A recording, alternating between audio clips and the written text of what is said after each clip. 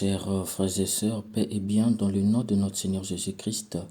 Une seule chose je nous propose aujourd'hui pour notre méditation. Tu peux manger le porc, mais ne deviens pas le porc. Dans l'évangile, Saint Jean nous dit, Jésus, les yeux levés au ciel, il priait ainsi. Je ne prie pas seulement pour ceux qui sont là, mais encore pour ceux qui accueilleront leurs paroles et croiront en moi.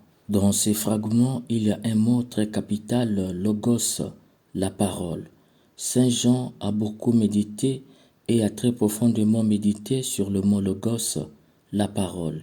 En théologie, on appelle cela un théologumène, c'est-à-dire un mot qui renferme une spiritualité. De ce fait, dans la phrase « Je ne prie pas seulement pour ceux qui sont là, mais encore pour ceux qui accueilleront leurs paroles et croiront en moi », Saint Jean nous révèle que celui qui annonce la parole de Dieu n'est pas intermédiaire de cette parole, mais il est lui-même inclus dans la parole qu'il annonce.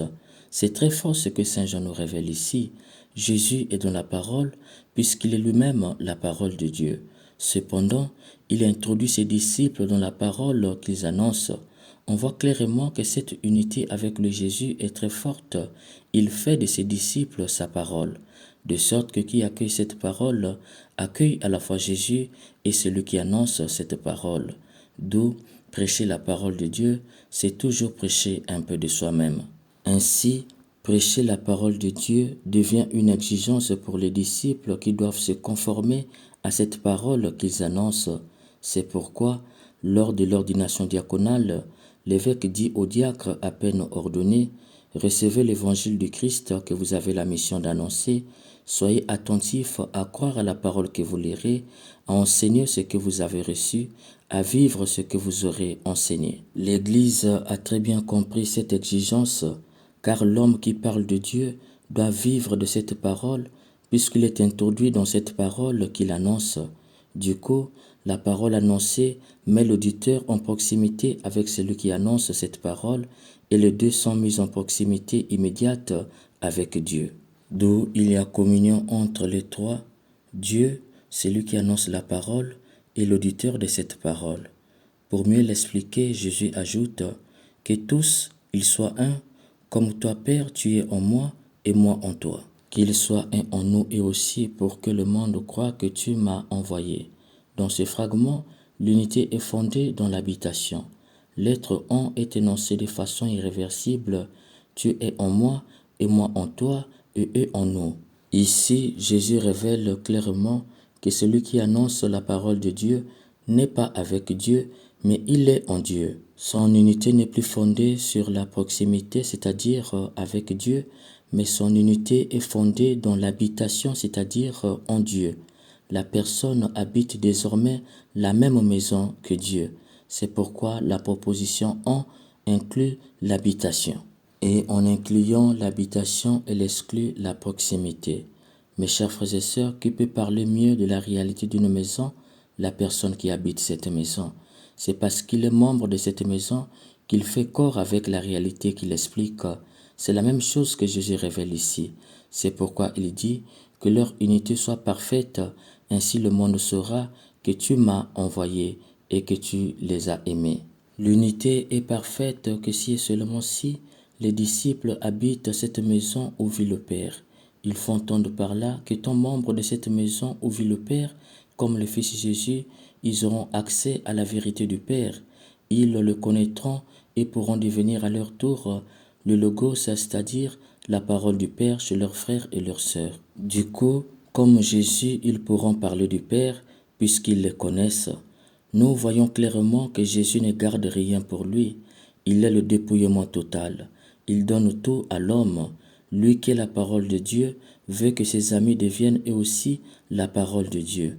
Il ne veut pas qu'ils soient hors de cette parole qu'il les envoie annoncer, mais qu'ils soient dans cette parole de sorte que qui les reçoit celui qui les a envoyés, et qui reçoit celui qui les a envoyés reçoit le Père. Si dans nos traditions, le messager n'est pas dans le contenu qu'il transporte, chez Jésus, le messager est dans le contenu qu'il transporte. Il doit respecter ce qu'il transporte, vivre en fonction de ce qu'il transporte, car il y a de lui-même dans ce qu'il transporte. Il doit également veiller sur ce qu'il transporte, puisqu'il est lui-même dans ce qu'il transporte. Par conséquent, en donnant ce qu'il transporte, il se donne lui-même et donne celui qui l'a envoyé. C'est pourquoi l'homme baptisé est un vase d'argile qui contient des trésors divins. Qu'il reçoit ipso facto celui qui l'a envoyé.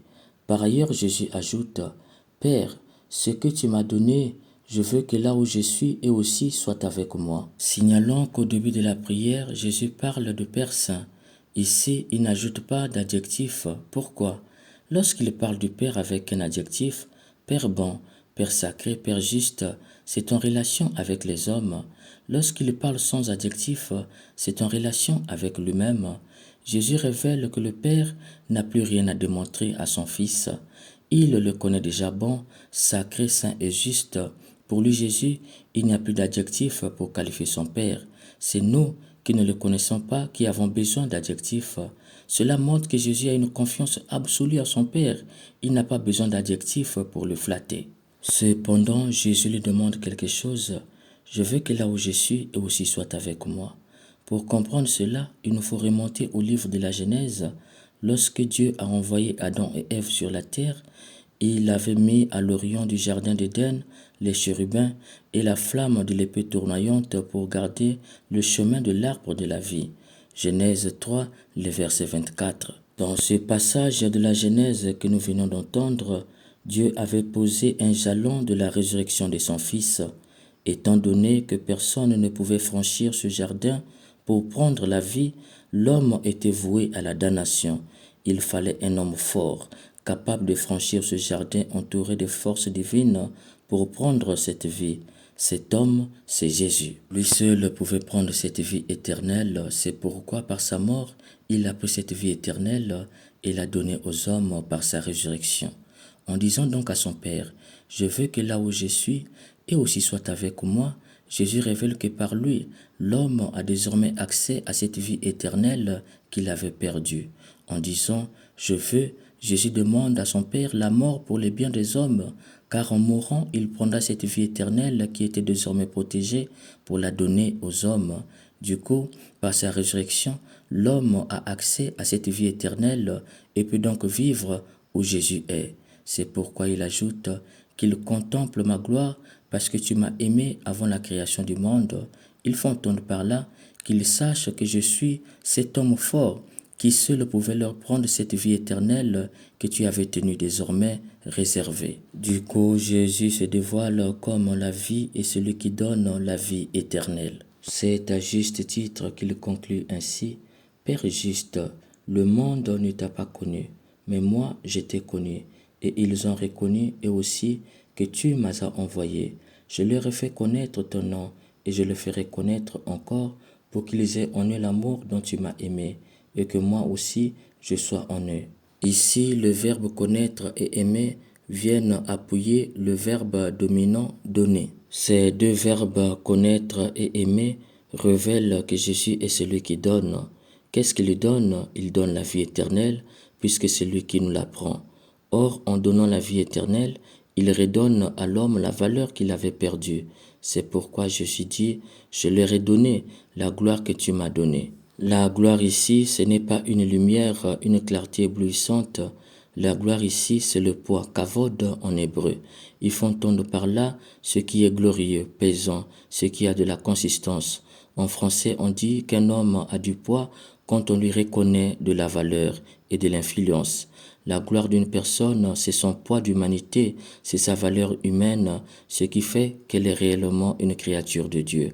Voilà ce que Jésus redonne à l'homme lorsqu'il lui redonne la vie éternelle qu'il avait perdue par le péché d'Adam et Ève. Ainsi donc, en donnant la gloire à l'homme, Jésus lui redonne le poids, c'est-à-dire la valeur et l'influence. Mes chers frères et sœurs, peut-on encore douter que Jésus a redonné à l'homme cette vie éternelle du paradis qui fait de lui un homme ayant de la valeur et de l'influence? La réponse est non. Pourquoi? Parce que Jésus est mort et il est ressuscité. Par sa mort et sa résurrection, il a donné cette vie qui ne finit plus. Du coup, nous sommes des hommes et des femmes de valeur et de l'influence. Nous pouvons comprendre Saint Irénée lorsqu'il dit « La gloire de Dieu, c'est l'homme vivant, et la vie de l'homme, c'est la vision de Dieu. » Ceci montre que par la résurrection de son Fils Jésus, Dieu a donné à l'homme plus que la valeur du premier jour de la création, étant donné qu'il n'habitait pas avec l'homme. Le livre de la Genèse nous en dit plus, Dieu venait chez l'homme, ce qui veut dire qu'il n'habitait pas avec l'homme. Sauf qu'ici, par cette valeur, cette influence, cette vie infinie que Jésus donne à l'homme par sa résurrection, ce dernier atteindra son épanouissement final dans la participation de la vie même de Dieu. Désormais, il va vivre avec Dieu lui-même. Grâce donc à la résurrection du Christ, l'homme est devenu homo capax Dei, l'homme capable de Dieu, l'homme de l'incorruptibilité comme Dieu l'est. On peut donc entendre saint Irénée dire encore, tout a été créé par le Verbe et dans l'Esprit.